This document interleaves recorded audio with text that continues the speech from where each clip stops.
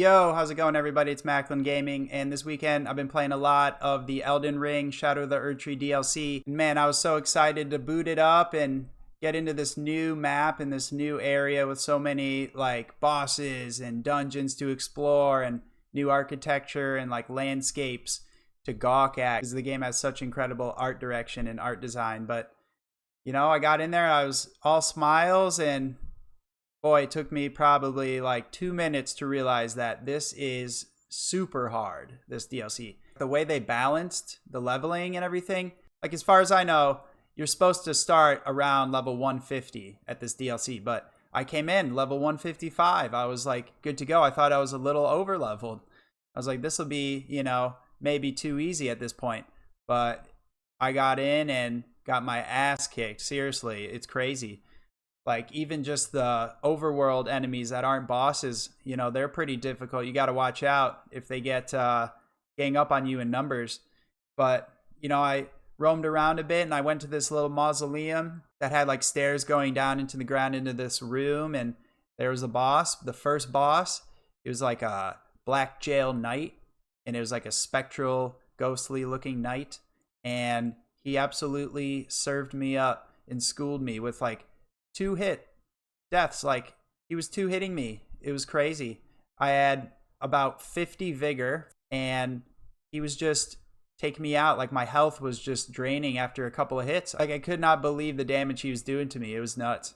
So I had to come back. I was like, I'm just gonna come back to this guy later. And I realized in the DLC there's very important items. There's these Erdtree, I think that's how you say it, Erdtree fragments, and you find them at each one of Miquella's crosses, which is like this gold shining look. It looks like a great rune, but it has like a stake under it. It's like a cross, but it looks more like a great rune in the ground. And you go up to them and you get a little item. It's called a Erdtree fragment. And if you get 2 of those, you can upgrade at a site of grace. You got to upgrade your character, and it permanently increases your attack and defense while you're in the DLC. If you leave the DLC and go back to the base game, that is ignored and like erased.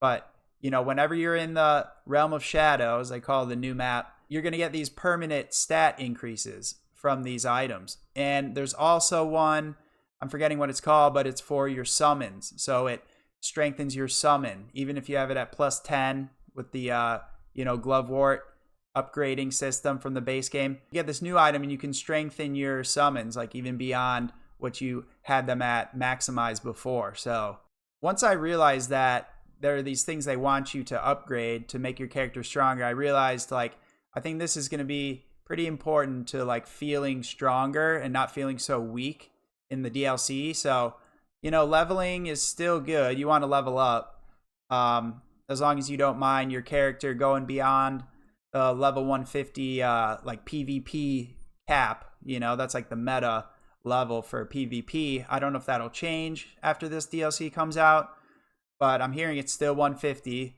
So I don't really do PvP in Elden Ring. I just enjoy the single player open world aspect, and the combat is just incredible. So I don't mind. I'm level at this point like 160, almost like 157. So obviously every time I level, it takes like 170,000 runes to level. So it's few and far between, which is why those fragments are really important to get to level up your character and like buff your character up even more. So highly recommend looking for all Miquella's crosses to get the fragments that you need to increase your attack and defense. When I went around and left the Black Jail Knight, I went exploring and I found like a dungeon, right? What would normally be like a catacomb or a cave in the base game, but it's like a brand new looking cave or dungeon system. I shouldn't call it a dungeon because it's not like, I don't mean one of the major dungeons, but it was still like a cave with some lava in it and some really hard enemies. And I'm going through it and I'm killing an enemy and it's like taking almost all my health and some potions. I'm like, damn, that was hard. And then I get farther and then I just die. And it takes me all the way back to the beginning of this cave. And it's like, damn, they definitely like reduce the amount of checkpoints you get. Stake Americas or Side of Grace, like I didn't get a Sight of Grace until like the very end of that cave, if at all. I don't even remember if they gave me a second one. I just had to run the whole cave without dying, so that was pretty tricky. But then I made it to the first real dungeon, you know, like Stormvale Castle or something bigger like that. And it was called Castle Ensis, I believe. So I went in there, killed the first few enemies. They're difficult. There's like this big knight with a huge shield and a hammer, which I ended up killing, and he dropped the hammer, which scales with faith. So for me, that's huge for my character. I have this new DLC faith hammer, which I like. I haven't used it too much yet. I have to still upgrade it, you know, but I run through this dungeon and it's, again, brutal. Like, I'm getting far. There's no checkpoints. I'm dying when I don't want to die. And then it's like, I'm going all the way back to the beginning. So finally I get to this. It's like the mini boss of the dungeon. It's like the halfway boss, and very difficult fight. But I finally like stayed patient. I dodged. I let him attack first, and then I dodged and finally killed him. And that felt good. But, you know, I wasn't done. I had to get all the way through the dungeon to get the next Sight of Grace. And that was the Sight of Grace right before the boss. So I don't want to give too many spoilers on like the new bosses and stuff. But this one, I'm going to show some gameplay footage of me fighting. And she was majestic and deadly. It was a brutal fight. It took me a lot of tries, and I even had to like come back again and level up more. So I ended up getting 3 upgrades of the Erdtree fragments and 2 upgrades for the summons. So with that, I felt a little bit more buffed and capable, and I definitely leveled up like a few more times as well to get to that like 157 mark that I'm currently at.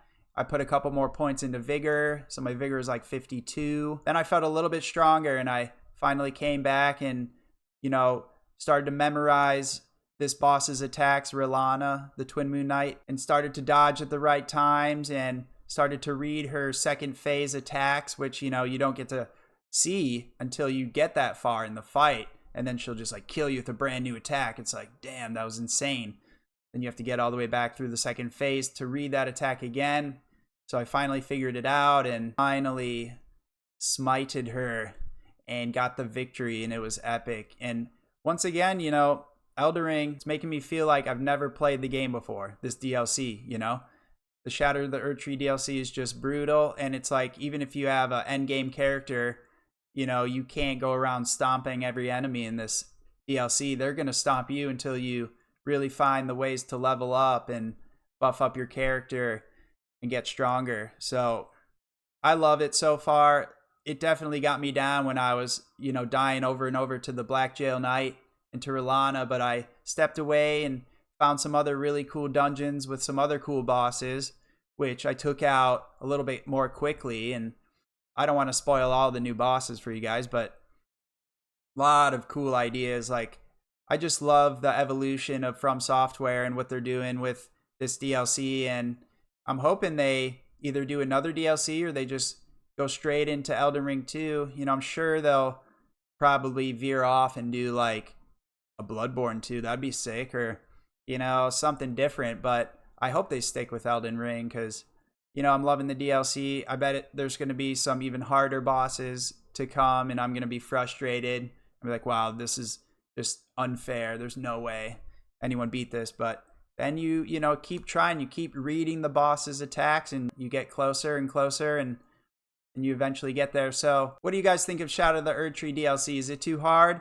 Let me know down below if you have any other tips on how to conquer this DLC. Leave a like and subscribe if this video helped you out, and I'll see you guys in the next one. Peace.